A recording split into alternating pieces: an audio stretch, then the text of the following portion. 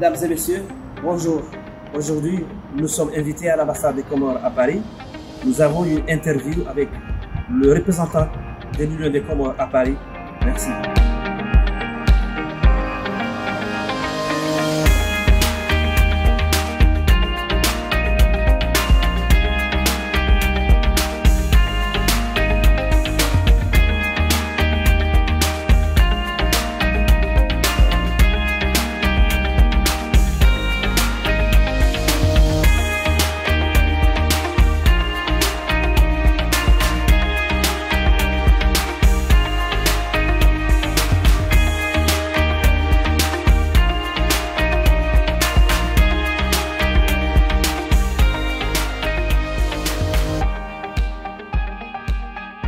Chers téléspectateurs, téléspectatrices d'Ortega Live, assalamu alaikum wa rahmatullahi ta'ala barakatuh.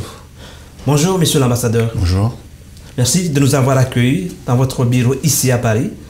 Nous allons procéder à une interview d'une vingtaine de minutes. Je suis accompagné par le technicien, producteur d'Ortega Live, monsieur Nasser. Bonjour. Alors, monsieur l'ambassadeur, en quoi consiste le travail d'un ambassadeur? Bon, écoutez, un ambassadeur a un travail de représentation, c'est une fonction de représentation. On représente le président de la République, on représente chacun des ministres, c'est ce qui est dit dans la Convention de Vienne. On a un travail qui est composé de 4 à 5 secteurs. On est dans la représentation, dans l'information, dans la négociation, dans la protection, etc. Donc c'est un travail très vaste qui fait que l'on représente l'État dans son ensemble vis-à-vis du pays dans lequel on est accrédité, qu'on appelle le pays accréditaire, et on a un travail qui est assez important par rapport à la communauté, les citoyens de notre propre pays, par rapport à la communauté internationale, les organisations internationales, tout ça pour faire connaître le pays, attirer des investisseurs dans le pays, permettre au pays sa stabilité aussi. Donc nous sommes un lien entre l'État et la communauté internationale, un lien entre l'État et le pays où nous travaillons en général. Depuis que vous êtes à la tête de la représentation diplomatique des Comores en France, spécialement à Paris, qu'est-ce que vous avez pu réaliser en termes diplomatiques et consulaires? Je fais mon travail au jour le jour très régulièrement. Ce n'est pas à moi de dire qu'est-ce qui a été fait, qu'est-ce qui n'a pas été fait. Le travail est rythmé par les événements qui surviennent dans la vie diplomatique. Paris est un centre diplomatique très intense, où le travail est véritablement prenant.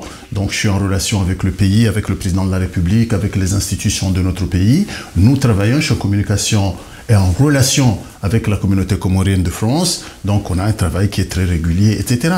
Qu'est-ce qui a pu être fait, qu'est-ce qui n'a pas pu être fait, ce n'est pas moi de le dire. On fera le bilan le moment venu.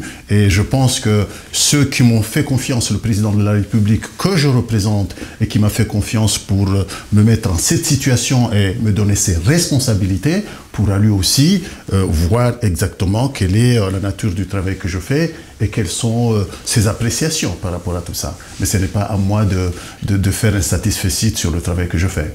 Merci. Et monsieur l'ambassadeur, également, comment l'ambassade fonctionne-t-elle financièrement? Bon, écoutez, il y a 2 sources de financement.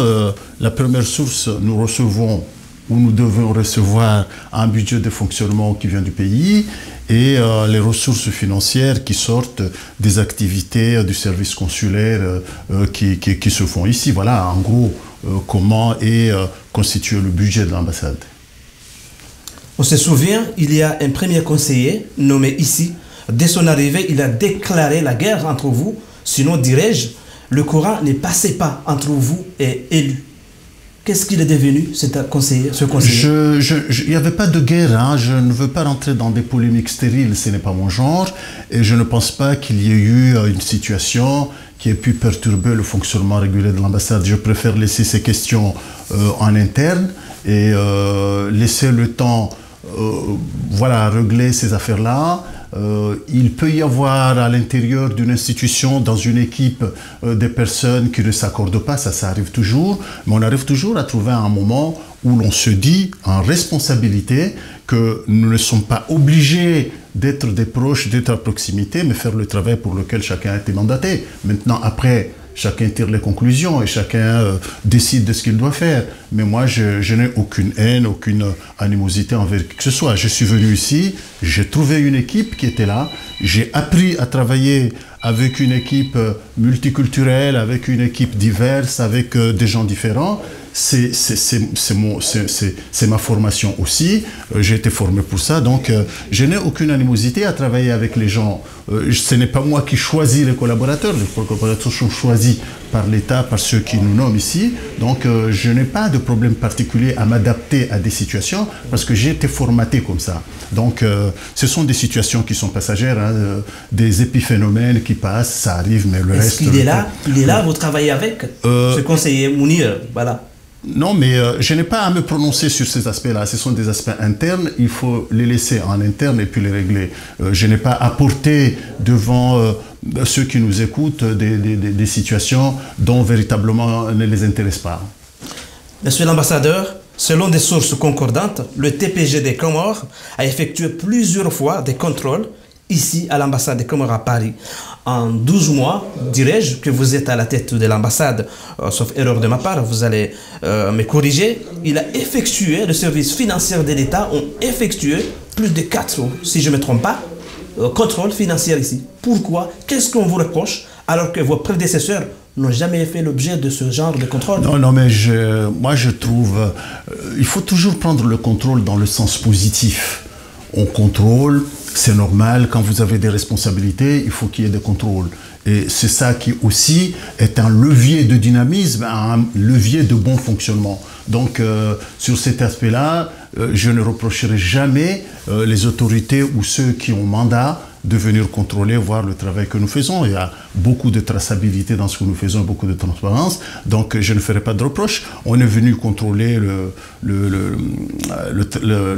la trésorerie générale, je crois, a fait venir des équipes ici 6 fois pendant que je suis là.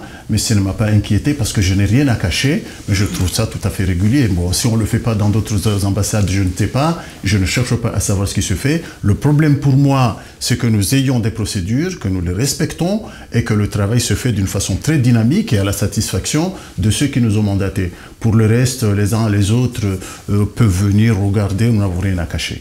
C'est ça ce que je voulais poser la question. Pourquoi 6 fois de contrôle alors qu'il y a d'autres ambassadeurs, excusez-moi, qui étaient là, n'ont jamais fait l'objet de ce genre? Non, mais je ne sais pas, c'est pas à moi de poser la question. Moi, si on me reprochait de quelque chose, on me le dirait, et jusqu'alors on ne me l'a pas dit. Les rapports de ceux qui sont venus, je les ai jamais vus, alors qu'au préalable, normalement, quand on fait un contrôle, on soumet le rapport préliminaire à celui qui a été contrôlé, qui fait des amendements ou qui accepte ou qui refuse, et après le rapport est rendu public ou il est remis aux personnalités hiérarchiques. Je ne peux pas dire qu'il faut venir contrôler, ne pas venir contrôler. On m'informe qu'on vient, j'accepte volontiers parce que je pense qu'il est de la responsabilité de ceux qui nous ont mandatés d'avoir un regard sur ce que nous faisons, de comprendre ce que nous faisons. Nous devons rendre compte. Alors la redevabilité, comme cela ça s'appelle, est un devoir pour chacun. Donc moi, je n'interdirai pas de venir faire un contrôle où je ne vais pas apprécier le nombre de fois qu'on est venu. On peut venir autant de fois qu'on le souhaite. L'ambassade est toujours ouverte pour ce genre de contrôle s'il y a lieu. Merci. Il y a plusieurs mois, les Comoriens de la diaspora ont fait des demandes de passeport. Ils n'ont toujours pas reçu les passeports. Toutefois, nous connaissons parfaitement bien que les passeports sont imprimés à Moroni. Mais qu'est-ce qui bloque? Pourquoi ce retard, monsieur l'ambassadeur? Non, mais il y a un retard. Ce que je peux dire, c'est que les passeports vont venir dans les temps qui viennent, là, très prochainement. Donc, je peux rassurer que les passeports qui ont été demandés ici, délivrés à Moroni, viendront très rapidement et sont remis à ceux qui les ont demandés. Mais je ne veux pas, là non plus, rentrer dans des polémiques stériles. Hein. Moi, je suis dans le dialogue, dans le combat, quand il s'agit de débat, dans le débat, mais je ne suis pas dans des polémiques. Donc, il y a des retards qui sont peut-être explicables ou non. Normal ou pas, ce retard de plusieurs mois? Je ne sais pas. Moi, je ne suis pas de l'autre côté. Mais ce que je refuse, moi, je ne rentrerai pas dans des polémiques qui, finalement, n'avancent pas le débat. Moi, je suis dans la tolérance, dans l'échange, dans la proximité, dans le dialogue et dans la facilitation du travail que nous faisons. Il faut aider l'État à s'émanciper, l'État à se réguler et aux procédures de fonctionner. Donc, moi, je ne suis pas là pour essayer d'interpréter, etc. Donc, je pense qu'il y a un retard. Ce retard-là peut être... Il n'est pas normal, ce retard. Bon, il est... plusieurs mois, monsieur l'ambassadeur. Oui, il n'est pas normal, mais ce n'est pas à moi de poser la question. Moi, je vous dis que je ne rentrerai pas dans une polémique stérile qui n'a aucune importance. Je constate qu'il y a un retard.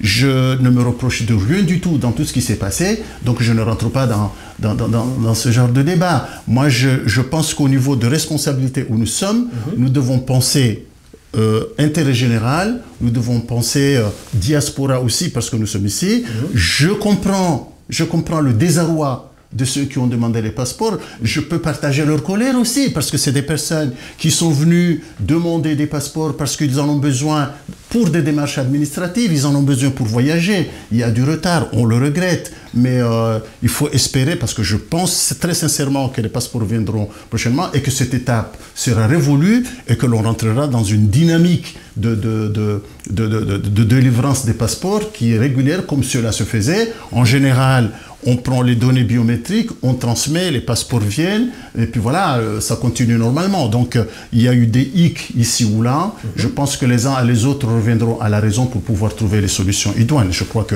c'est en train de se faire. Vous avez parlé de dialogue, comme s'il y a un problème entre vous. Non, il peut toujours... Non, vous savez, dans l'administration publique, comme dans toutes les équipes, hein, comme dans toutes les organisations, il faut dialoguer.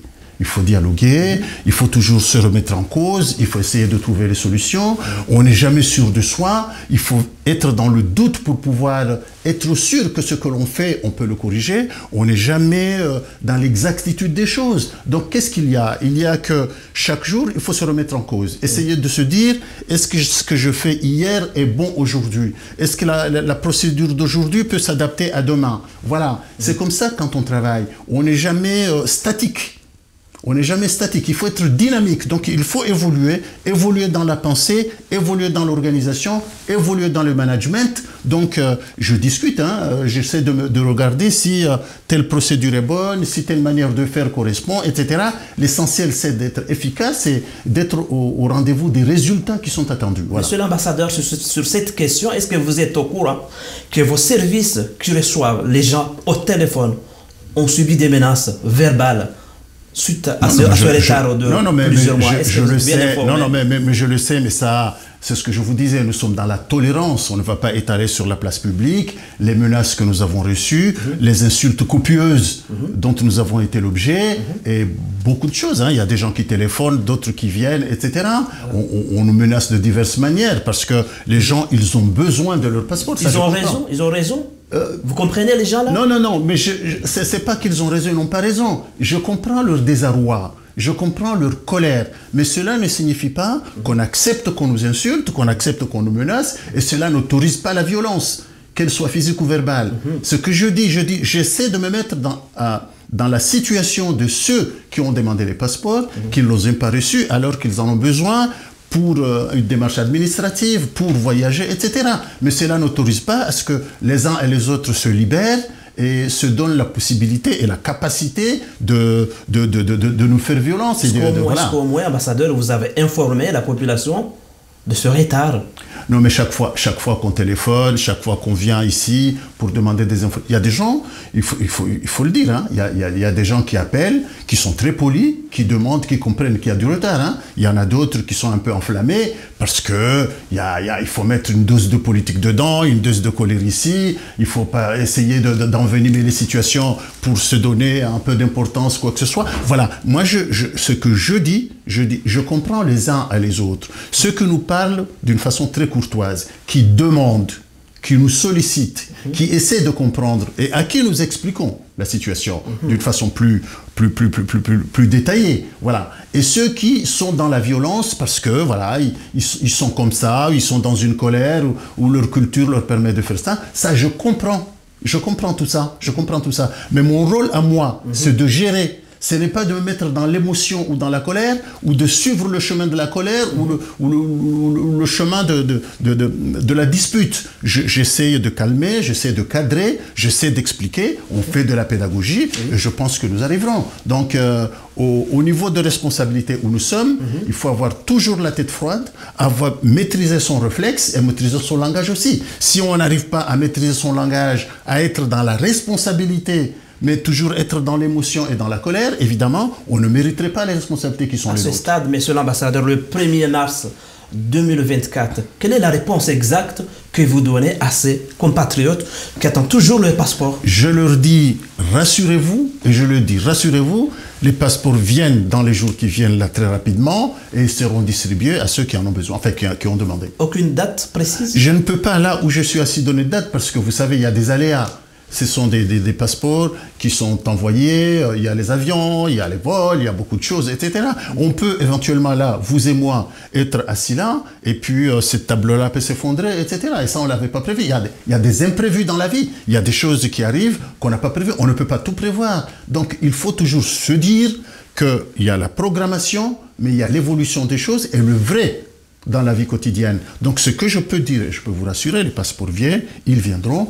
Les gens redeviendront calmes, mais ce qui est intéressant, c'est que toutes ces personnes qui sont dans la colère, que je comprends, qui sont dans le désarroi, que je comprends, qui sont dans l'insulte parfois et dans la menace, ces gens-là finiront toujours par venir ici parce qu'ils ont besoin de cette ambassade. C'est la raison pour laquelle moi, en tant que responsable, ambassadeur, chef de la mission diplomatique, je dois être dans la pédagogie, dans la proximité, dans le rapprochement, dans le verbe qui permet d'être ensemble, dans le vivre ensemble, dans l'harmonie, dans le dialogue, et non pas essayer de suivre le chemin de la dispute, le chemin de la polémique et le chemin de l'effervescence, parce que ça n'aboutira à rien du tout. Merci, monsieur l'ambassadeur. Passons à autre chose. Les services consulaires de l'ambassade étaient confiés au conseiller Mouini. Il a été rappelé à Moroni par le ministère des Affaires étrangères. Jusqu'à présent, sauf erreur de notre part, il n'a pas été remplacé. Alors, il n'y a pas de vide. Il n'y a jamais de vide. La continuité de l'État est une obligation. Et ça, j'y veille. Pour qu'il y ait continuité de l'État à l'ambassade. C'est-à-dire, vous avez les signatures des actes administratifs. Normalement, l'ambassadeur est officier d'état civil. Il est ordonnateur du budget. C'est lui qui coiffe les services de l'ambassade. Donc, ceux qui signaient ici, qui a posé leur signature sur le document, il le faisait parce que j'ai autorisé. J'ai donné une délégation de signature à celui qui assurait le service consulaire. Il signait en mon nom, au nom de l'ambassadeur, qui est officier d'état civil, par fonction. Donc maintenant, on a affecté quelqu'un, c'est un fonctionnaire, la mobilité du fonctionnaire est une normalité qu'il faut toujours prendre par la normalité, si je peux m'exprimer ainsi. C'est normal qu'un fonctionnaire bouge, qu'on l'affecte ici, qu'on le réaffecte là-bas. La normalité... Il n'a pas été remplacé par quelqu'un d'autre. Voilà, ça viendra en temps voulu, mais pour le moment, le travail se fait, la preuve, vous venez vous trouver du monde ici, le travail se fait. Je repris avec moi ou sur moi le service consulaire ainsi la diplomatie. Oui, mais ça ne me gêne pas, j'ai été formé pour ça, c'est mon travail. Même s'il y avait un service économique que le conseiller n'était pas là, c'est moi qui supervise le travail. Les conseillers qui sont là, ils font le travail pour lequel je demandais de faire. Ce sont des personnes qui sont là, ce sont des fonctionnaires, ce sont des cadres, ils font le travail, mais je supervise, j'oriente, je coordonne. Donc s'il y a un qui manquait, c'est pas ça qui va éventuellement permettre à l'État de ne pas fonctionner. Donc des personnels ont été affectés, ils seront remplacés en temps voulu, mais pour le moment, personne ne dira jamais que l'ambassade ne fonctionne pas, que le travail ne se fait pas, qu'il y a des manquements. Au contraire, nous sommes dans une dynamique de fonctionnement qui fait que le travail se fait d'une façon très normale et très régulière. C'est la raison pour laquelle, monsieur l'ambassadeur, je reviens à la question du premier conseiller qui était là aussi, qui devait faire le travail de signature. Non, donc maintenant, il n'est pas là. Ça explique qu'il n'est pas là. Non. Je veux, vous me permettrez à ce que je vous corrige. Oui, je vous dis le premier conseiller. Je vous dis le premier conseiller n'est pas là pour signer, pour etc. C'est pas son travail. Mais le conseiller qui était là faisait ce travail. Oui, mais ça dépend de l'ambassadeur et des responsabilités qu'il veut donner aux uns et aux autres. Ici, dans une ambassade, le travail est distribué par l'ambassadeur selon le profil et la qualité de ceux qui sont affectés. Voilà. Ça, c'est la normalité des choses, c'est la procédure. On ne vient pas avec une casquette pour dire « moi, je viens pour faire tel travail ». Et si ce travail-là, vous ne le connaissez pas, et si ce travail-là, vous ne l'avez pas appris, et si les méthodes, vous n'avez pas... Vous imaginez, vous donnez la signature à quelqu'un qui ne sait même pas qu'est-ce qu'il signe à la personne, qu'est-ce qu'elle signe la personne. Vous lui donnez un document qu'il signe. On pose des questions. On demande comment ce travail-là se fait, comment ce document-là est constitué, comment il est composé, et que la personne ne peut pas répondre. Donc, il faut raison garder. Des illustrations que vous dites là, ou des choses véridiques? Je vous dis le travail d'une façon générale. Il faut toute raison garder, se méfier des prétentions, des ambitions et des volontés. Il faut se regarder et se dire qu'est-ce que moi je peux faire, qu'est-ce que je peux apprendre. On apprend tous les jours, mais ce métier-là, on l'apprend ou à l'école et on fait la pratique après, ou on l'apprend sur le tard. Donc moi je dis, dans une ambassade, c'est une équipe qui est complémentaire, mais il y a un chef d'orchestre, c'est l'ambassadeur. Donc, le travail est donné à celui qui peut faire. Celui qui veut apprendre, il apprend. Et puis, dans une dynamique d'ensemble, on essaie de fonctionner pour être positif, pour être dynamique. Parce que nous sommes en représentation. On est un micro-État ici, on est un gouvernement là. Donc, c'est-à-dire qu'il faut faire en sorte à ce que les usagers de l'ambassade puissent être satisfaits du travail que nous faisons. Quelqu'un qui vient, qui a un problème, on nous téléphone, l'administration publique française, toutes les ambassades, les organisations internationales qui sont là, les personnalités, les hommes d'affaires, tous ceux qui viennent, il faut qu'on ait la capacité de les comprendre et puis essayer de faire le travail pour lequel ils sont venus. Est-ce que vos explications montrent que le chef de l'État, Azali Assoumani, a envoyé quelqu'un comme premier conseiller qui ne maîtrise pas les rouages de la diplomatie? Je ne l'ai pas dit. Sachant que vous avez la signature des actes administratifs, est-ce que le premier conseiller ne peut pas le faire ou il n'est pas là? Non, parce qu'il ne maîtrise pas. Ne m'envoyez pas dans des domaines où il ne faut pas se hasarder dans des domaines qui sont très sensibles et qui finalement, dans leur interprétation, peuvent permettre à certains de dire ce qui n'a pas été dit. Moi, je suis très calme. Je vous dis qu'un premier conseiller, son rôle n'est pas de signer. Mais il peut le faire. Il peut le faire par délégation de l'ambassadeur si l'ambassadeur le lui demande et sait qu'il peut le faire. Mais le problème n'est pas, monsieur Ortega, le problème n'est pas de signer, ça serait trop facile. Le problème, c'est de savoir qu'est-ce que je signe. Je m'engage sur ce qui est écrit et sur ce que je signe. Donc, il faut comprendre le travail. Il faut savoir comment ce document-là est composé, comment il est fait. Il faut être en capacité de répondre par la suite. Celui qui est envoyé ici n'est pas en capacité? Je ne l'ai pas dit. Je dis ce travail-là, ça s'apprend. Ne me fais pas dire que je suis en train de juger les uns et les autres. Je ne juge pas. Je constate. Et je vous dis ce qu'il en est. Vous m'avez posé la question de savoir comment le travail se fait. Je vous ai expliqué. Maintenant, c'est vous qui citez des noms. Moi, je ne citais personne. Et je ne vise personne. Je dis que le travail diplomatique, comme tout travail, comme toute fonction, ça s'apprend. Il y a un problème d'éthique personnelle, d'éthique professionnelle. Il y a un problème de formation. Il faut s'adapter au milieu pour pouvoir être rentable. Donc, on n'est pas là dans une colonie de vacances, on n'est pas dans le club Méditerranée ici. On est venu là pour travailler, le travail ça s'apprend, ça s'organise et il y a des résultats. Nous devons rendre des comptes. Je vous ai parlé de redevabilité. Donc, nous devons rendre des comptes, le travail est transparent. Ceux qui viennent, imaginez que quelqu'un vient, qu'il demande un document, qu'on lui dit le document ne peut pas se faire, on ne comprend pas ce qu'il y a dedans et ce document-là, on ne peut pas le faire, la personne s'en va. Alors que le document devrait normalement être fait.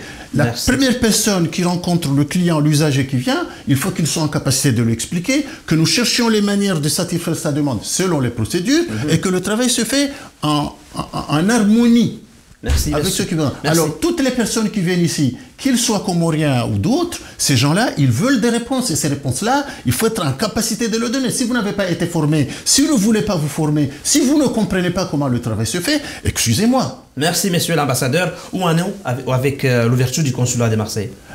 Le consulat de Marseille, ce n'est pas un serpent de mer, hein, c'est un travail qui continue de longue haleine. Nous sommes en phase de finalisation de procédures, etc., pour qu'il puisse s'ouvrir. Ce que je peux vous dire, c'est que il y a des choses qui ont avancé. Je dois rendre compte à mes supérieurs hiérarchiques pour que les choses s'organisent d'une façon plus effective. Hein. Mais le moment venu, tout le monde sera informé. On a des ponts avec Marseille, sur le travail qui se fait, etc.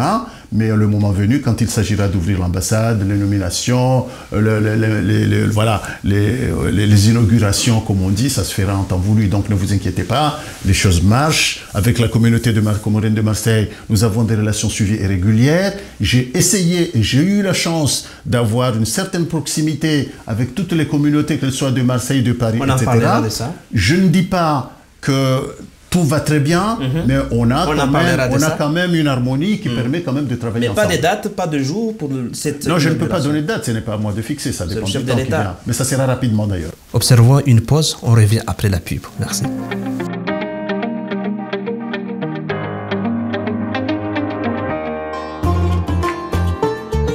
Tombola Ndezo Wadimana Telma Comore du 22 février au 7 mars 2024. Rechargez un forfait de 1000 francs ou plus via Mvula pour tenter de gagner 2 millions de francs comoriens. Mais également, recharge de forfait hors Mvula pour gagner 1 million de francs comoriens. Valable pour tous les forfaits Telmanet et Maxi Rahissi. Le premier tirage au sort se tiendra le vendredi 1er mars. Le deuxième tirage au sort aura lieu le vendredi 8 mars. Tombola Ndezo Wadimana Telma Comore. Les Chirika la Suliano la Telma ngali hurenao millionnaire Harmamuda Walahado. Monsieur l'ambassadeur, le chef de l'État, Azali Assoumani, vient d'être réélu pour briguer un 4e mandat. C'est des élections contestées. C'est un 4e? C'est un 4e mandat, à mon avis. Ah bon? Ah, oui. D'accord. Passons. Les élections ont été contestées par les 5 autres candidats. Alors, quelle est votre réaction? Ouais, mais il est dans la normalité des choses. Hein. Quand on a été battu, on conteste toujours, on a l'habitude. Et ça, c'est un lieu commun, comme on dit. Mais ce qui est dramatique, c'est que on peut peut-être supposer que les candidats n'ont pas étudié la préélection. Chacun ne s'est pas posé la question... qu'est-ce que l'on deviendra après les élections? Parce que si vous avez suivi les résultats, dès que la Commission nationale électorale indépendante a sorti les résultats provisoires, vous avez 3 candidats de l'opposition qui se sont proclamés élus. Alors moi je me pose la question, comment 3 candidats de l'opposition peuvent normalement chacun se dire élu? Impossible. Donc voilà, ils n'ont pas pu se mettre d'accord pour désigner un candidat. Ils étaient 5. On a l'élection et chacun se déclare élu. Alors que véritablement, si vous regardez le périmètre électoral de chaque candidat, aucun ne pouvait gagner. Aucun. Aucun. Parce que chacun neutralisait l'autre. Vous prenez, aucun n'avait un véritable fief, parmi les 5, aucun, qu'il maîtrisait. La preuve, les résultats étaient là. Vous prenez un candidat, vous allez dans sa ville, dans son village, etc. Regardez un peu la composition de l'électorat, comment les gens ont voté. Vous verrez très bien qu'il y a des situations qui peuvent véritablement interroger. Et le drame pour moi, ce que j'ai constaté et qui était véritablement incompréhensible, c'est ce fait qu'ils se sont dit qu'ils ont gagné.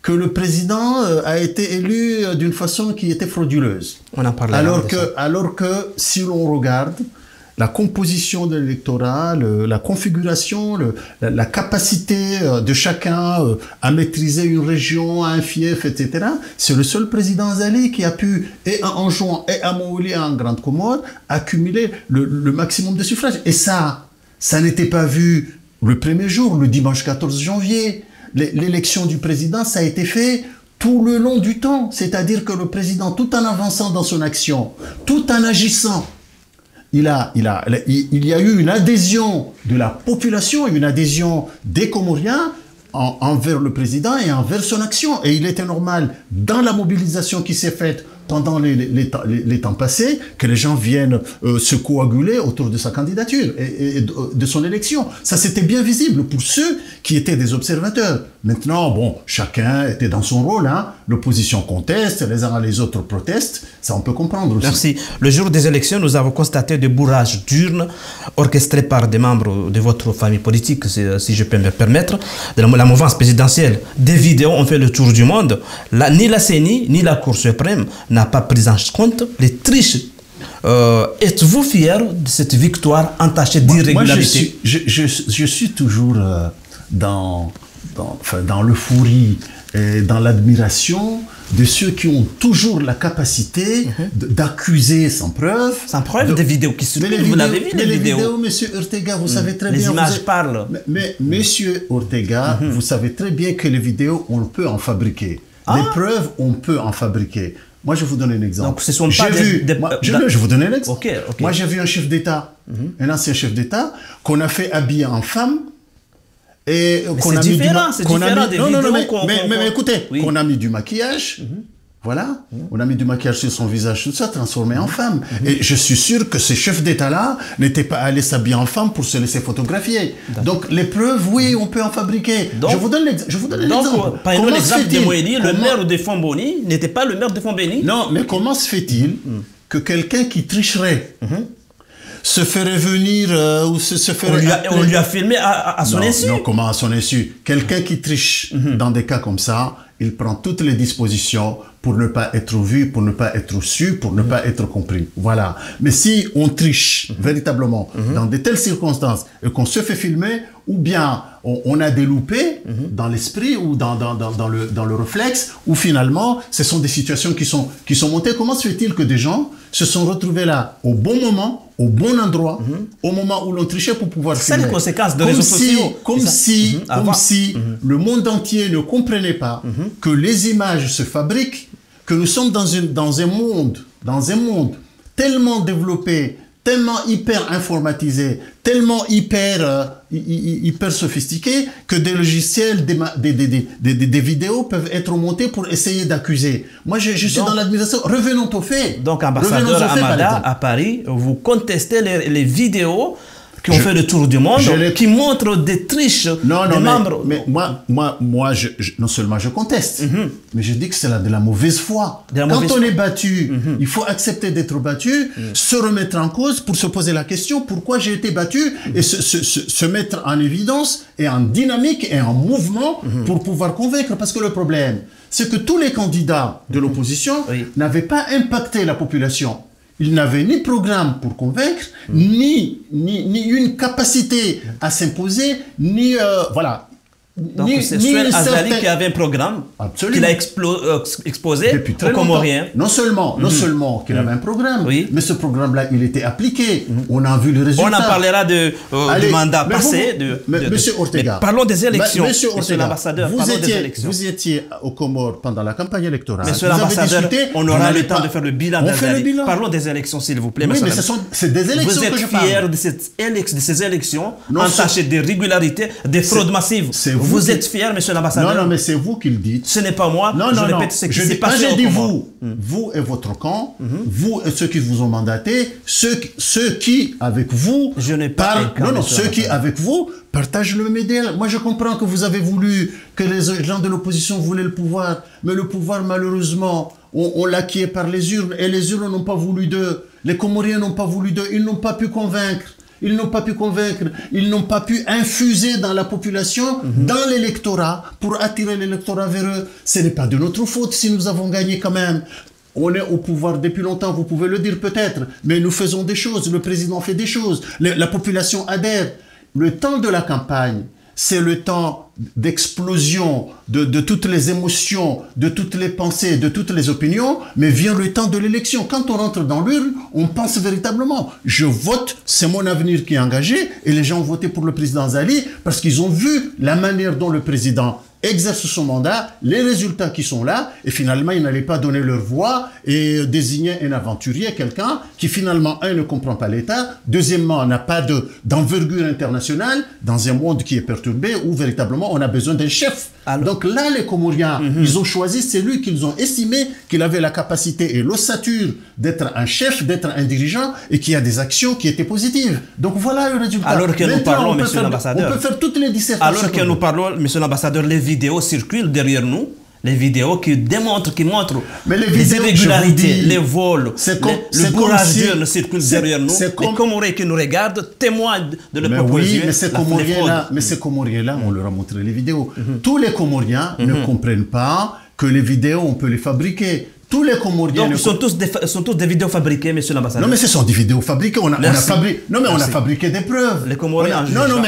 Mais on a fabriqué des... Mais ces Comoriens-là, ce sont les Comoriens qui ont voté pour le président Azali. Je dis, regardez l'engouement qu'avait le président Azali depuis des mois et des mois jusqu'à la campagne électorale. Le président Azali ne s'est pas levé le matin pour dire « votez pour moi » et que les Comoriens sont allés voter. C'est une structure, c'est un accompagnement, c'est une organisation, c'est une pédagogie. Le président a des actes, il les a posés sur la table, il dit voilà ce que j'ai fait, voilà ce que je suis capable de faire si sur vous les lisez, actes et les Comoriens ont voté pour lui parce que les Comoriens ont besoin d'assurance, ils ont besoin de garantie, ils ont besoin d'être rassurés. Et le président Azali rassure, de nous expliquer. Alors on ne peut pas être content. Oui, nous comprenons ceux qui ne sont pas contents, mais il ne faut pas quand même essayer de jeter la pierre sur ceux qui ont gagné quand même. D'accord, merci. Les résultats de la CENI ont donné une victoire d'Azali, 16% de participation. Et puis votre camp a envoyé une requête en demandant à la Cour suprême de revoir sa copie et de rajouter ou d'augmenter les pourcentages. Chose qui a été appliquée par la Cour suprême. Monsieur l'ambassadeur, en accordant 60% à Azali Assoumani, est-ce que cette juridiction est-elle indépendante? Qui vous a dit qu'on a demandé à ce que ça soit corrigé? Vous dites, on a Monsieur demandé... l'ambassadeur, vous niez ce que nous avons assisté. Vous avez envoyé une requête pour demander... Mais la requête, il a été appliqué, il a été appliqué, monsieur l'ambassadeur. Ils ont augmenté le... Non, la requête est légale, le recours est légal. Oui, mais tous les candidats avaient le droit de faire de recours à l'issue des résultats qui ont été, les premiers résultats, les résultats qui ont été donnés par la CENI, la Commission électorale nationale indépendante, ce sont des résultats qui n'étaient pas définitifs, c'est des résultats provisoires, et la CENI était dans son rôle de donner ces résultats-là dans la rapidité, pour essayer de donner les orientations sur le vote des Comoriens. Tous les candidats ont fait des recours, et évidemment, la Cour suprême, dans la sagesse, dans l'analyse et dans l'étude, a rétabli les faits. Il y a des bureaux qui ont été... Oui, mais quoi? Mais il y a des bureaux qui ont été supprimés, il y a des choses qui ont été corrigées, et on a rétabli. Mais ce n'est pas le travail de la Cour suprême. Il n'a pas le droit de rajouter des bureaux ou de Non. Le rôle de la Cour suprême, c'est de regarder les résultats. Envoyés par la CENI. Envoyé par la CENI. Donc 16%. Non, mais... 16%. D'où viennent les 60% à la Cour suprême? La CENI, dans la rapidité, avait pu se tromper. Oui, bien sûr, mais ça arrive. Mais là, c'est la raison... Donc, de 16 à 60%. C'est la raison pour laquelle on dit résultat provisoire. Oui, mais voilà. vous savez parfaitement bien. Si ce n'était pas provisoire, ça aurait été définitif. Donc, c'est la raison pour laquelle chaque candidat avait le droit de faire recours à la Cour suprême.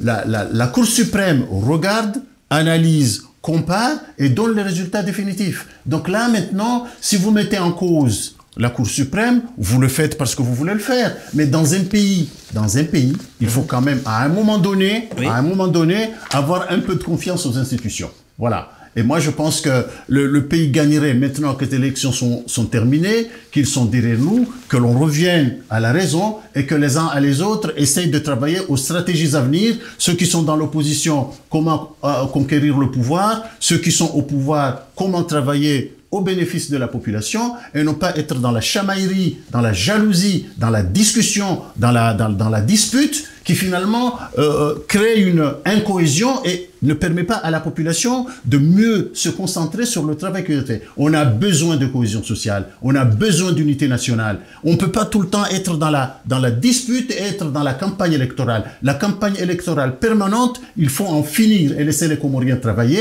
parce qu'ils ont élu un chef qui doit continuer son travail, faire connaître le pays à l'étranger, attirer des investisseurs et participer à l'épanouissement des Comoriens. Voilà le mandat qui a été donné au président Zali et il a continué à le faire et il le fera. Maintenant, ceux qui sont dans la disputaille, dans la dispute, etc., qu'ils continuent, mais ce n'est pas bon pour le pays. La stabilité, nous en avons besoin. La cohésion nationale, dont nous avons besoin. Ce n'est dans l'intérêt de personne, ni aujourd'hui ni demain, de continuer à se disputer. Merci. Au lendemain de ces élections, la ville de Moroni a été paralysée.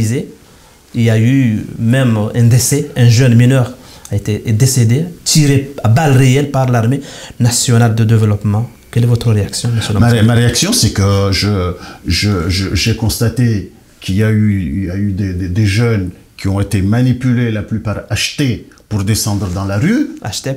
Oui, achetés. Par qui? Par qui? Non, par ceux qui avaient intérêt à ce que le pays se transforme en chaos. Non, parce que qui n'étaient pas contents que les élections aient été gagnées par le président Zali, mais ce n'est pas un secret. Les jeunes ont été achetés par des candidats, vous voulez dire? Oui, non, mais j'ai pas dit les candidats. Achetés par qui, non, alors? J'ai pas dit les candidats, j'ai dit ceux qui avaient intérêt à ce que le président Azali ne gagne pas, dans leur mécontentement, ont essayé de pourrir la vie des Comoriens.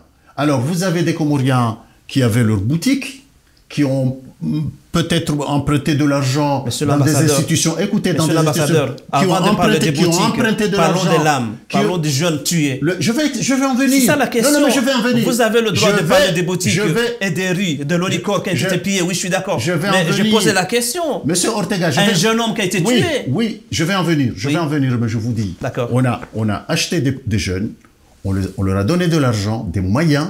Ils sont descendus dans la rue, ils ont foutu la pagaille. Passez-moi l'expression, ils ont brûlé des voitures, ils ont cassé des boutiques. Quelqu'un qui va emprunter de l'argent dans une institution financière, qui va à l'étranger, à Dar es Salaam ou ailleurs, qui achète des produits qui vient vendre, on a cassé la boutique, on a pillé. Pourquoi je viens. Pourquoi vous privilégiez Laissez-moi terminer, je viens. On a pillé. Ce sont des pertes matérielles, mais il y a des pertes humaines, monsieur l'ambassadeur. Voilà, ce garçon-là, revenons ce garçon-là, puisque vous y tenez. C'est un garçon qui a escaladé un mur avec une bouteille d'essence dans la main, qui voulait rentrer dans une... avez les épreuves bien sûr, qui voulait rentrer dans une maison où il y avait un couple, des enfants, et détruire la maison et brûler la maison. Voilà. Ce jeune-là n'a pas été tué dans les manifestations. Que ça soit plus clair. Il n'a pas été tué dans la rue, il n'a pas été tué dans les manifestations. C'est un jeune qui a voulu escalader le mur. Et ce jeune-là, paix à son âme, puisqu'on en parlons, il faut voir son passé. C'est pas un jeune véritablement policé, c'est un jeune qui est dans la petite délinquance depuis très longtemps. Donc ça montre, ça témoigne que l'armée a le droit de tuer quelqu'un que son CV a été... Quand quelqu'un escalade un mur pour tomber dans une maison et la brûler, on lui fait des sommations. C'est ça ce qu'on fait ici à Paris que vous êtes, monsieur l'ambassadeur. On tue les gens comme ça parce qu'ils ont escaladé les murs ou les boutiques. Laissez-moi, si vous me laissez un peu expliquer, s'il vous plaît. Je pourrais donner la réponse, mais vous interférez dans mon raisonnement et vous ne me gênez pas parce que nous sommes en train de discuter, mais ce que je veux vous dire très posément, que le jeune n'a pas été tué dans les manifestations. Oui. Il a été surpris en train d'escalader un mur avec une bouteille d'essence, un cocktail Molotov pour aller brûler une maison où il y avait des enfants, un couple. Voilà. Des sommations ont été faites par les gardes, la sécurité de la maison. Il n'a pas obéi. On a tiré sur lui. C'est dommage qu'il soit tué, mais on peut dire qu'il l'a cherché. Voilà. Parce qu'il n'avait pas escaladé un mur pour aller brûler une maison. Deuxièmement, vous me parlez de Paris. Vous avez ici, je ne parle pas de Paris, je parle du monde. Vous avez des policiers qui finalement, dans le maintien de l'ordre, il leur arrive de commettre... Qu'est-ce qui leur arrive? Quoi? Après? Mais il y a des enquêtes. Il y a des enquêtes, monsieur l'ambassadeur, vous connaissez qu'ils sont en prison.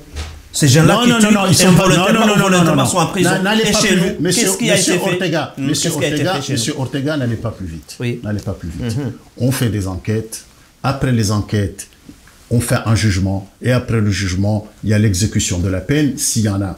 Donc, vous n'allez pas prendre quelqu'un, le mettre en prison comme ça. Il faut voir le décret de il y a un problème de légitime défense. Parce que ceux qui ont... Moi, je suis très effaré, hein, et je peux être même en colère, parce que vous ne parlez pas de la responsabilité de ceux qui ont manipulé ces enfants-là, qui leur ont donné les moyens d'aller brûler des maisons. Qui a donné des moyens? Mais ceux qui avaient... Vous le savez, vous avez les preuves, parce que vous avez réfuté les preuves, les vidéos des gens qui je vous le dis depuis le début, que ceux qui ne voulaient pas que le président Azali gagne avaient intérêt à ce que l'on se trouve dans une situation de chaos. Et ces jeunes-là, ils ne se sont pas levés chez eux pour aller directement dans la rue. Il y a eu des gens derrière pour essayer de leur dire « allez-y » et que leur ont donné les moyens. Donc, vous et moi, nous sommes Comoriens, nous savons comment les choses se sont faites, surtout vous, vous étiez à Morodi, vous avez vu ce qui s'est passé, ne venez pas maintenant essayer de changer le cours de l'histoire et le cours des choses, parce que ces gens-là, ceux qui ont barré les routes, ceux qui ont cassé les boutiques, ceux qui ont pillé, ceux qui ont brûlé les voitures, etc. Ce sont des jeunes, oui. Mais ces jeunes-là, chacun n'est pas sorti de chez lui pour aller directement, instantanément, spontanément, comme ils avaient un intérêt particulier. C'est parce que derrière, des gens les ont manipulés et ont conditionné ces gens-là pour aller faire ce qu'ils ont fait. Il faut, ensemble, dire que ce n'est pas tolérable. Parce qu'il y a aujourd'hui et demain. Vous, quand vous aurez le pouvoir demain, si Dieu le veut, vous ne souhaiterez pas à ce qu'on fout la chienlit dans un pays. Imaginez ceux dont les biens ont été véritablement saccagés. Qui se lève le matin, la voiture a été brûlée. Qui se lève le matin, la boutique a été brûlée. Qui se lève le matin, il ne peut pas aller travailler parce que on a barré les routes, etc. Imaginez les gens qui étaient malades dans les villages, qui voulaient venir à l'hôpital, soit dans le centre, dans l'hôpital central de la région ou dans l'hôpital central à Moroni, etc. Ceux qui voulaient vaquer à leurs occupations quotidiennes, qui ont été véritablement, excusez-moi l'expression, emmerdés pendant 3-4 jours, heureusement que les services de l'ordre ont pu rétablir l'ordre. Voilà un pays. On avait un gouvernement qui était sur les dents, qui a pu rétablir l'ordre et la situation est devenue normale. Est-ce que, en parlant de gens qui ont été payés, est-ce que vous avez entendu, monsieur l'ambassadeur, les audios qui circulaient, qui fait que membres de votre famille politique ont acheté des gens pour cesser de manifester? Sont encore des montages. Moi, je suis très étonné. Que ma grand-mère me dise ça dans mon village, je peux comprendre. Ah ouais? Maintenant même, vous avez dit ça. Vous avez dit qu'il y a des gens... Et je prendrai ça pour de l'argent comptant. Et j'excuserai ma grand-mère parce que ma grand-mère prendrait les choses d'une façon horizontale. Vous avez dit la même chose, qu'il y a des gens payés pour brûler, pour faire n'importe quoi. Des gens n'ont pas payé pour arrêter les manifestations d'Amoroni, monsieur l'ambassadeur. On a entendu des gens qui parlaient mais on peut entendre tout ce qu'on veut. Moi, là, maintenant, je peux changer la voix. D'accord. Je peux transformer la voix pour raconter... Mais vous savez, on est dans une je ne dis pas guerre de communication, on est dans une confrontation dans la communication. Les uns et les autres, ceux qui accusent, ont voulu créer des situations et des preuves pour se donner raison et faire comprendre aux autres. Regardez, moi je vais vous donner un exemple. On est en train de dire, et ça se répète jusqu'à maintenant, que les Comores l'Union des Comores est une dictature. On le répète ici. Vous avez une organisation politique qui dit nous voulons un état de droit. Comme si on n'avait pas d'état de droit, donc ils sont en retard. C'est la raison pour laquelle les Comoriens ne sont pas avec eux, parce qu'ils ont ils ont du retard dans le raisonnement et dans le constat des faits. On a un état de droit depuis longtemps. Ils sont en train de réclamer quelque chose qui existe depuis longtemps. On a un état de droit depuis longtemps, mais personne n'a le droit de manifester dans Moroni depuis plusieurs années. Pour deux raisons. Je vous donne une raison. Je vous donne une raison. Quand on veut manifester...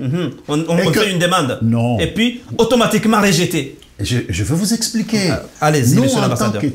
Nous, en tant qu'État, nous avons la responsabilité de la sécurité publique et de la cohésion. Voilà. Et de la sauvegarde des biens matériels des uns et des autres. Envoyez l'armée pour sécuriser les manifestations. Mais je viens. Laissez-moi m'expliquer. Quand vous avez une manifestation que vous, les organisateurs, vous ne pouvez pas maîtriser, vous commencez la manifestation, vous avez des gens qui s'agrègent, qui viennent, et puis les uns et les autres commencent à jeter des cailloux, à casser du mobilier urbain. évidemment, l'armée intervient ou les services de sécurité interviennent. Confrontation. Et par la suite, vous dites, on a arrêté des gens, on a tué des gens. Vous vivez ça de près à Paris, monsieur l'ambassadeur. Vous vivez ça. Mais on n'est pas à Paris. Mais la préfecture n'a pas droit de refuser les manifestations. Vous savez, si je le C'est un droit constitutionnel. Ils envoient l'armée, la police pour aller sécuriser, monsieur l'ambassadeur.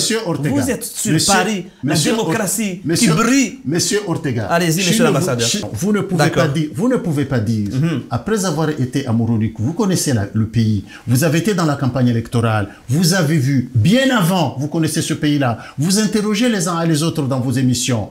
Vous ne pouvez pas dire qu'au Comores, on est en dictature. Ça, vraiment, c'est de la malhonnêteté intellectuelle et ça, véritablement, ne pas comprendre la situation de l'État. Je vous comprends, moi aussi. Deuxièmement, deuxièmement, quand vous parlez de Paris, vous avez en France, vous le savez, des partis politiques et des gens qui disent qu'il n'y a pas de démocratie en France. Vous avez des gens qui le disent. Vous le savez. Vous avez des gens ici qui sont des Français, qui sont constitués en partis politiques ou en organisation, qui accusent le gouvernement de dictature, qui disent qu'il n'y a pas de liberté, qui disent que la liberté est confisquée, etc. Ça, c'est Paris, que vous prenez pour exemple. Je comprends aussi quand vous dites que chez nous, c'est de la dictature, mais il n'en est rien. Vous êtes dans des rêveries. Je n'ai pas dit ça. Je pose la question. En démocratie, on peut à tout moment refuser les manifestations dans les voies publiques, quand les conditions... voire même dans des domaines privés. Non. Quand les conditions ne sont pas remplies, réunis. Quand les conditions... Ils ne seront jamais réunis si c'est l'opposition. Ils ne seront jamais si c'est l'opposition. Non. Mais ils ne seront jamais si vous qui voulez manifester n'arrivez pas à vous organiser et à faire en sorte à ce que les manifestations se déroulent normalement. Vous parlez de France, vous avez des organisations ici, quand il faut les manifestations, ils ont un service d'ordre qui encadre. C'est ça. Voilà, vous avez un service... vous avez un service d'ordre de ceux qui font la manifestation qui encadre. Les policiers viennent après, le service d'ordre vient après. Chez nous, vous dites, je fais une manifestation, vous descendez sur la voie publique, vous avez des gens qui s'agglutinent, qui viennent, qui viennent s'ajouter. Et en s'ajoutant... C'est ça le rôle de la gendarmerie et des forces de l'ordre. Passons à autre chose. Merci, monsieur l'ambassadeur. Après, il y a la confrontation, il y a la casse, il y a et nous avons la responsabilité de sauvegarder l'ordre public. Merci, monsieur l'ambassadeur. Passons à autre chose. Le président Azali Assoumani vient de terminer le mandat de la présidence de l'Union africaine. Quel bilan faites-vous? Le bilan, il est très positif sur deux aspects. Le premier aspect, c'est l'émergence de notre pays sur la scène internationale.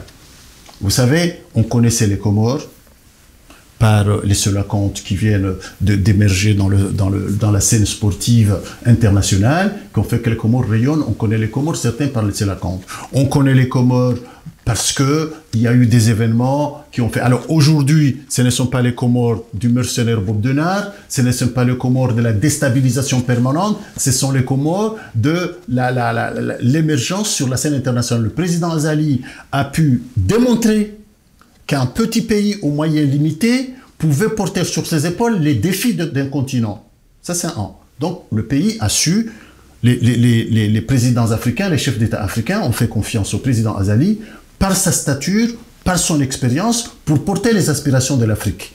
Ça, c'est un. Deux, ça, notre pays a gagné en visibilité, en lisibilité. Donc, des investisseurs qui peuvent s'intéresser à notre pays, etc., des touristes qui peuvent maintenant connaître les Comores, et des gens qui peuvent avoir confiance en ce que nous faisons. Deuxièmement, au niveau africain, vous lisez la presse, vous avez vu les appréciations. Moi, j'ai été véritablement content et même ému quand j'ai entendu des ambassadeurs ici féliciter les Comores, me dire comment ça réussit. D'abord, l'adhésion au G20, qui a été un dossier commencé depuis très longtemps. Mais c'est le président Azali qui a pu terminer la procédure, qui est allé convaincre certains États qui ne voulaient pas. Et ça, je peux le témoigner. Deuxièmement... C'est un bilan de Macky Sall ou d'Azali? Pardon?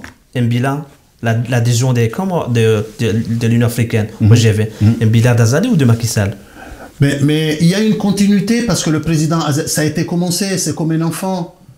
Un enfant, ça fait 9 mois. Et on ne sait plus qui est le responsable, le père ou la mère ou les deux. Donc le président Macky Sall est un grand président qui a fait un bon travail, mais le président Azali a continué. Donc qu'est-ce qui accouche? C'est la mère ou c'est la gynécologue ou c'est la sage-femme, etc. Ça, ce sont des petites histoires de bas niveau et de comptoir qu'on essaie de mettre dessus pour essayer de polluer un mandat qui était très positif, accepté par tout le monde. Mais ce que je vous dis, c'est que le président Azali est allé convaincre des États, et non des moindres, qui ne voulait pas que l'Afrique devienne membre du G20. Il a mouillé sa chemise dans cette histoire. Donc c'est en cela que les chefs d'État et les autres ont compris qu'il était un grand président avec beaucoup de talent et avec beaucoup de perspicacité. Deuxièmement, vous avez la ZLECAf, la zone de libre-échange économique continentale, le grand marché africain, donc qui a avancé. Et ça, le président y a mis. Vous avez les conflits. Le président a essayé de parler, par exemple, au Soudan, avec les protagonistes. Il est allé dans certains pays. Il a essayé de rapprocher les positions. Mais un conflit, ça s'est Les conflits sont toujours là. Il les a laissés, les conflits. Pardon? Il les a laissés, les conflits sont toujours là. Oui, parce qu'un conflit, ça ne se règle pas en un jour. On avance. Hein. Vous voyez les conflits dans le monde, vous comprenez la situation internationale. Donc il a échoué sur ce? Il n'a pas échoué. Il a avancé. Et à celui qui l'a remplacé, le président de Mauritanie, continuera. Comme je suis sûr que tous ces problèmes-là ne seront pas réglés aujourd'hui, ni durant le mandat. Un mandat d'un an, tu ne peux pas régler un conflit dans une famille. Voilà, vous avez une famille. Un conflit dans une famille, on ne le règle pas en une seconde, en un claquement de doigts. Ça se règle parce qu'il y a des étapes à franchir. Il faut essayer de convaincre les gens, les protagonistes, les parties concernées, essayer de savoir comment rapprocher les positions, quels sont les consensus possibles, etc. Donc voilà, ça a avancé. Le président a pu parler avec tout le monde. Là, je parle seulement des conflits, je parle de la dimension économique, il y a la diplomatique. Le président a su rapprocher l'Afrique de beaucoup de chefs d'État de grande puissance. On a parlé de l'entrée de l'Afrique au Conseil de sécurité. Ce sont des choses qui se disent depuis très longtemps, mais le dossier a avancé. Donc finalement, le président a su avoir un mandat qui était dynamique, qui était positif et qui est apprécié d'ailleurs. Allez demander à ceux qui sont concernés, ils vous diront. Merci. Mais selon les indiscrétions, la Caisse de l'État a perdu 5 milliards. En retour, qu'est-ce qu'on a gagné réellement? Moi, je ne sais pas qu'est-ce qu'on a perdu. Moi, je regarde ce qu'on a perdu 5 milliards dans les caisses de l'État. Mais ça, c'est un pays pauvre, les Comores, vous le savez parfaitement bien. Qu'est-ce qu'on a gagné non. Moi, je ne sais pas qu'est-ce qu'on a perdu. Je regarde ce qu'on a gagné. D'accord, on a gagné. Parce que normalement, vous pouvez ne pas comprendre, vous pouvez ne pas vouloir comprendre, vous pouvez ne pas accepter. Je sais que quand on a un adversaire, c'est très difficile de le regarder gagner, de le regarder se faire applaudir, de le regarder se faire apprécier. Je sais que ça fait mal à certaines personnalités comoriennes qui sont dans l'opposition. Je comprends, hein. Je comprends parce qu'ils ont de l'amertume. Mais vous ne pouvez pas refuser, alors que l'Afrique applaudit, la communauté internationale applaudit. Moi, j'ai assisté à des réunions où on a félicité le président, où on a dit des choses qui sont véritablement positives. C'est pas parce que j'étais là. Quand je me fais... Là, dernièrement, il y a 2-3 jours, 4 jours, j'étais à l'Académie des sciences d'Outre-mer. On a eu un débat là-bas sur... une discussion sur un livre qui est sorti, où il y a les académiciens, beaucoup de personnalités. Mais quand vous voyez les gens qui viennent me voir, comme ça, entre nous, entre 4 yeux, comme on dit, pour féliciter le mandat du président, ce n'est pas parce que, voilà, on vient parce qu'on me connaît, etc., on ne me connaît pas, mais les gens étaient émerveillés qu'un président d'un petit pays aux moyens limités ait pu quand même bousculer certaines situations, porter certains défis et le destin de tout un continent. Mais ça, tout le monde devrait quand même s'y plaire dedans, s'y retrouver en tant que Comorien, en tant que patriote. On laisse la politique de côté et les chamailleries politiciennes de ceux qui veulent le pouvoir d'un côté pour se dire, voilà, le pays a émergé, au moins demain, c'est lui qui sera chef d'État, on pourra dire, lui, il vient des Comores, les Comores on connaît parce que, etc., parce qu'il y avait le président Zali qui a fait des choses. C'est la première fois que nous émergeons sur la scène internationale pour diriger un continent, et voilà, vous avez des gens qui sont grincheux parce qu'ils sont pas contents et qui sont en train de jeter de la poussière partout. Mais ce n'est pas possible, il faut arrêter. Merci. Monsieur l'ambassadeur, c'est long. Bientôt, Azali, le président Azali, finira son 3e mandat, je dis bien 3e mandat, avant de commencer une 4e. Alors, quel bilan faites-vous?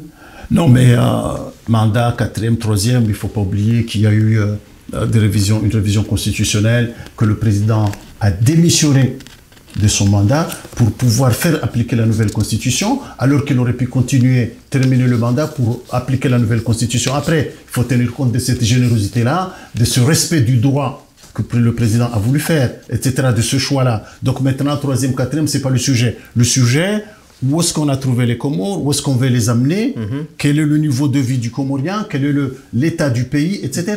C'est Donc, ce que je demande, s'il vous plaît. le bilan, à chaque fois, ceux qui sont dans l'honnêteté, dans l'objectivité, ils regardent quelles sont les infrastructures, quel est le niveau de développement. Nous venons d'adhérer à l'OMC. 165e pays de l'OMC. Regardez les appréciations de l'Union européenne. Regardez les appréciations de toutes les organisations internationales et de tous les pays. Les Comores, 165 pays membres de l'OMC, cela voudrait dire ouverture sur le commerce international, des règles à l'intérieur du pays qui sont acceptées, un tribunal de commerce, une situation qui fait que maintenant on peut faire confiance aux Comores pour être un partenaire commercial, on peut venir investir aux Comores parce que normalement les investissements seront garantis et défendus et protégés, etc., etc. C'est une ouverture vers le monde. Donc on essaie, le président Azali essaie de défricher, d'être un faisceau lumineux pour le pays, pour que le pays soit connu, que l'on ait les outils internationaux et les moyens d'aller au combat vers la communauté internationale et gagner pour notre pays, faire du commerce, faire du développement, faire venir des investisseurs, etc. Être crédible dans les discussions internationales en matière commerciale, économique et diplomatique. Et voilà. Certains disent, voilà, on n'a rien fait, etc. Si vous regardez le travail gigantesque qui a été fait ces dernières années pour essayer de faire émerger notre pays et lui donner confiance vis-à-vis de l'extérieur, évidemment, vous applaudirez. Merci. La Constitution de 2018, en son article 16, indique que la diaspora a les mêmes droits que les Comoriens qui résident au pays. Alors, quand est-ce que la diaspora aura le droit de voter? Quand les conditions seront remplies. Parce que nous tous, la Constitution le dit, le président le souhaite, il le dit tout le temps, la diaspora, non seulement en France, mais nous avons une diaspora à Madagascar, nous avons une diaspora à La Réunion, nous avons une diaspora en Tanzanie, nous avons une diaspora partout dans le monde. Cette diaspora-là a le droit de vote comme tous les citoyens. Maintenant, il y a des conditions. Est-ce que les conditions peuvent se gagner en 2 secondes, en 3 minutes, etc. D'abord, il y a à établir une liste électorale. Ça, c'est un. Deuxièmement, il y a des négociations à faire avec les pays dans lesquels vivent ces diasporas-là pour que l'on sache exactement comment il faudra faire les élections, où est-ce qu'il faudra les faire, quelles sont les possibilités, etc.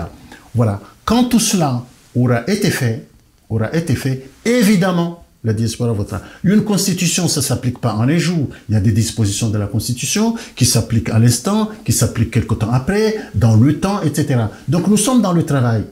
Nous sommes dans le travail. Le drame, si cette question-là avait été oubliée, il n'en est pas le cas. On étudie. Je donne un exemple, j'ai toujours parlé dans la franchise. J'ai reçu ici des membres de l'opposition comorienne en France. Nous avons discuté de ces questions. Évidemment, ils n'étaient pas totalement convaincus de ce que je leur ai dit. Ça, c'est leur droit. Mais j'ai essayé de leur faire comprendre que c'est une responsabilité et des oppositions et du pouvoir dans l'établissement de la liste électorale. Ici en France, il faudra recenser les Comoriens qui doivent voter. Voilà. Ce recensement-là, on m'a dit que ça a été fait, mais ça n'a pas été fait. Parce que pour faire ce recensement-là, vous vous appelez Ortega, vous avez votre nom. Pour certains, c'est très difficile de s'adapter sur une identité, etc. Quand on fera le bureau de vote ici, vous aurez un policier français devant. Qu'est-ce qu'il va demander quand vous venez voter? Votre carte électorale et votre carte d'identité. Vos cartes de séjour, etc. Il faudrait que les deux concordent. Si ça ne concorde pas, évidemment, vous ne rentrez pas, vous aurez des problèmes. Vous avez des personnes ici qui ne peuvent pas venir se recenser parce qu'ils n'ont pas encore une identité précise et fixe. Et ça, c'est la vérité. La diaspora en France et la diaspora dans le monde, quels sont les Comoriens dans ces diasporas-là qui veulent être chefs d'État? 2, 3, 4, 5.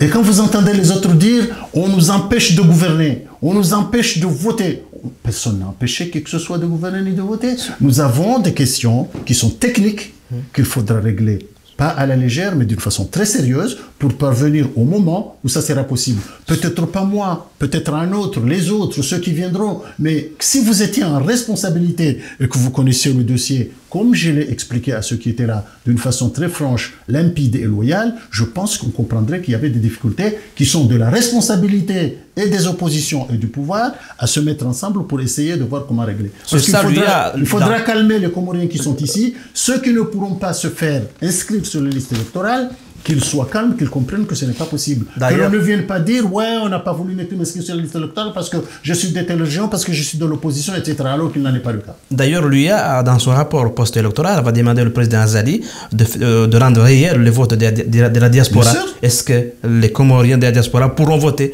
pour les législatives à venir? Non, mais l'Union africaine a parlé d'une réalité.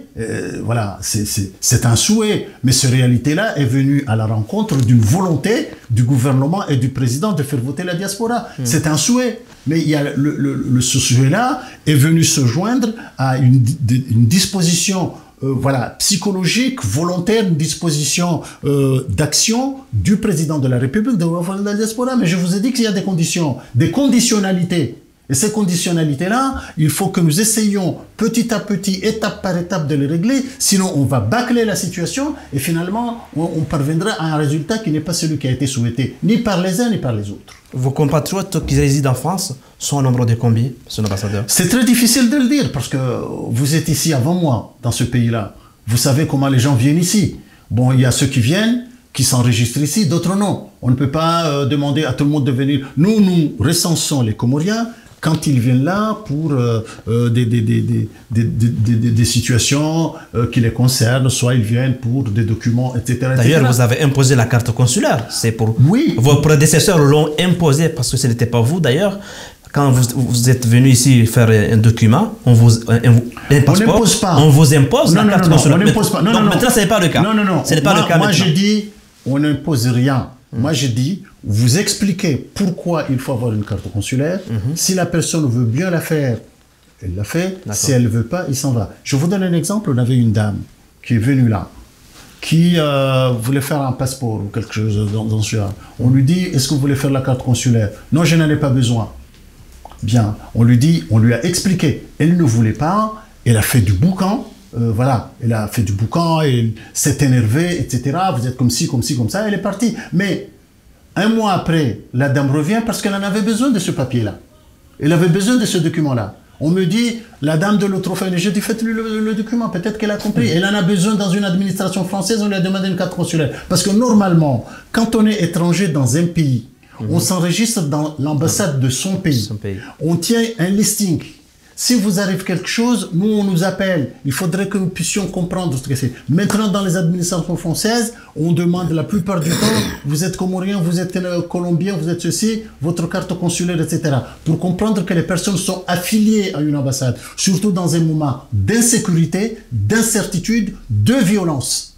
On est dans une société de violence dans le monde entier maintenant. Donc, il faut se prémunir de tout ce qui peut gêner la vie des gens. Donc, si vous avez une carte consulaire, ça permet de vous identifier très facilement. Et puis moi, on m'appelle dans une scène de rixes, de scandales, etc., de problèmes. Il faudrait que je puisse comprendre que véritablement les personnes sont comoriennes, etc. Donc, on n'impose pas, on explique. Et si on rentre dans la compréhension, les choses se font facilement. À votre arrivée ici, monsieur l'ambassadeur, vous avez heurté au mur des Daoula Haki, des manifestations partout, ici même, devant le portail de l'ambassade. Maintenant, ce n'est plus le cas. Je voulais savoir comment les relations entre les Comoriens et vous, comment sont au beau fixe maintenant? Non, mais nous avons des relations d'une grande courtoisie. Hein. Après tout, on est Comoriens. On a la même culture, voilà, les mêmes valeurs, nous partageons, etc. Bon, il y a la politique, mais après la politique, il y a la vie. Ou avant la politique, il y a la vie. Moi, je vais à la rencontre des Comoriens, dans les mosquées, dans les machouhoulis, dans les cérémonies religieuses, etc., etc. On se rencontre partout. Bon, il y a un peu d'hostilité. Il y en avait beaucoup. Maintenant, ça s'est calmé. Je pense que les uns et les autres ont... Vous avez gagné le pari? Pardon? Vous avez gagné le pari? Non, ce n'était pas un pari. Je n'ai pas gagné de pari parce que je n'ai parié avec personne. Je pense qu'on s'est rapprochés, on s'est compris, et puis finalement, chacun a fait un pas vers l'autre. Je pense que dans la diaspora, il y a beaucoup d'intelligence. Dans la diaspora, il y a beaucoup de tolérance. Dans la diaspora, il y a beaucoup de vision. Il y a beaucoup d'amour pour les Comores dans la diaspora. Les Comoriens sont des vrais patriotes. Ici, je peux le constater. Et moi, je suis allé à leur rencontre. J'ai été bousculé de temps en temps, insulté de part et d'autre, hué de temps en temps. Et tout cela, ça s'est calmé parce que il fallait essayer de faire comprendre que je n'étais pas leur ennemi. D'accord. Que j'étais là, non seulement Vous pour avez eux, réussi. non seulement pour eux, mais que j'étais là pour les accompagner, pour être ensemble avec eux, dans le bonheur comme dans le malheur, dans le partage, dans la tolérance, dans la convivialité, dans l'harmonie. Et ça se passait comme ça. Donc je rends hommage à la diaspora comorienne en France, qui a pu comprendre que, et eux et moi, nous étions faits pour vivre ensemble. Donc, Et que Azali nous devons- Assoumani, le président de la République, a bien choisi la bonne personne pour Je ne l'envoyer.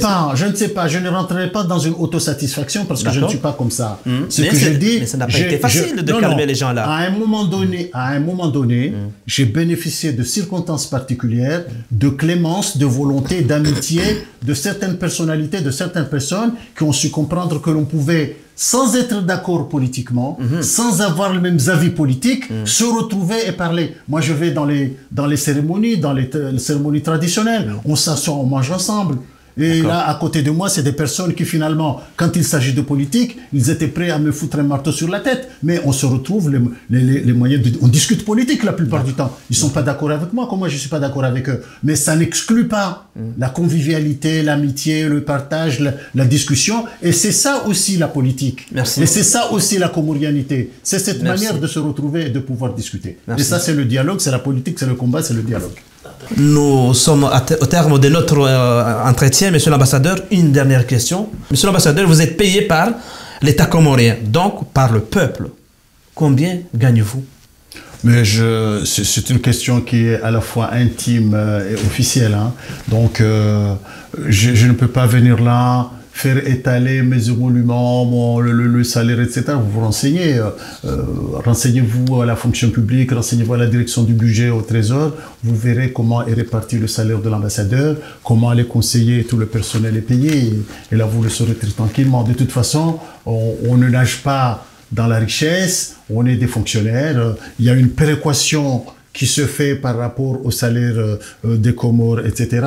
Évidemment, nous sommes des cadres, mais nous ne sommes pas dans l'opulence. On a un niveau de vie que l'on essaie de tenir pour être en même temps dans la représentation, parce qu'on représente l'État, le président de la République. Donc, il y a une manière de se comporter, une manière d'être, et puis à la vie au jour le jour, comme nous faisons. Hein. Il peut se trouver des Comoriens ici qui sont dans le privé, qui travaillent, qui peuvent gagner plus que nous. Plus que vous. Ça, c'est des choses. Moi, j'en connais. J'ai un ami qui touche plus que moi, mais je ne l'en veux pas. Il touche combien? Non, je ne vais pas vous révéler les secrets de mes amis, mais je vous dis, on a un salaire qui est un salaire médian, comme on peut le dire, et voilà, qui suffit ou ne suffit pas, mais on y tient.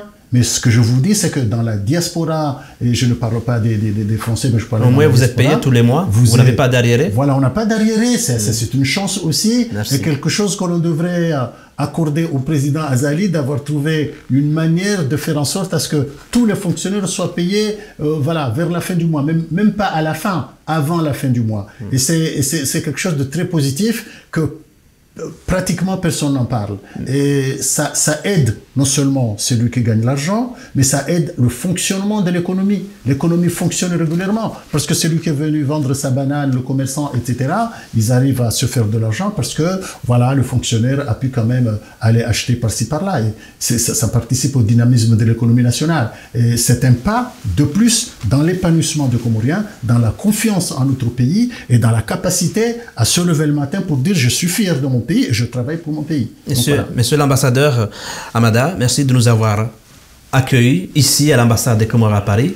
Merci. Mais je crois que vous avez un dernier mot à la population comorienne, de la diaspora, mais également de ceux qui résident au pays. Si vous avez un mot à dire. Non, mais je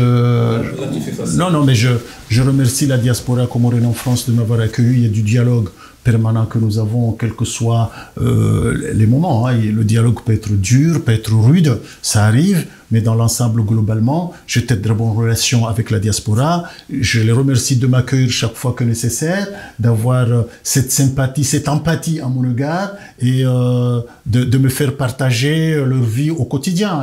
Et c'est un grand bonheur pour moi. Quand j'y vais quelque part dans les cérémonies, que ce soit pour un malheur ou pour un bonheur, etc., que je suis bien accueilli, que je suis bien considéré, etc., c'est là, non pas à mon égard, c'est à l'égard du pays. C'est pour montrer que nous avons le même pays, nous respectons les institutions. Parce que nous sommes des institutions, nous respectons les institutions et que nous sommes capables d'avoir un dialogue qui est positif, dynamique, régulier et quotidien pour le devenir de notre pays. Donc je remercie les Comoriennes et les Comoriens de France pour leur amitié, pour leur considération et quelles que soient leurs opinions et leur regard à mon égard, j'estime que nous pouvons véritablement marcher ensemble dans la même direction, regarder ensemble l'avenir et puis faire en sorte à ce que ici, nous vivions mieux pour l'intérêt de notre pays. Pour ceux qui sont au pays, je les encourage à toujours continuer à travailler, à toujours continuer à avoir une cohésion sociale, beaucoup d'harmonie. C'est comme ça qu'on aidera le gouvernement à travailler pour l'intérêt de tous parce que gouverner, ce n'est jamais facile.